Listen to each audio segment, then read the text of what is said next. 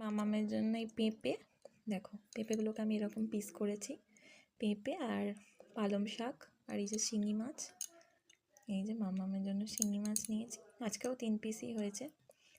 এই যে আর এই ভাত মামাম খাচ্ছে।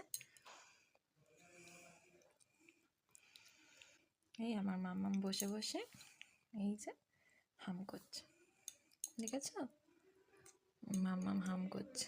এ দেখো এই শিং মাছ, একটু শিং মাছ দেবো। এই যে বাচ্চাদের জন্য ভীষণ ভালো, আমার তো ভীষণ সুবিধা হয়, আমি অত কাঁটা টাটা নিজেই বাছতে পারি না। এই যে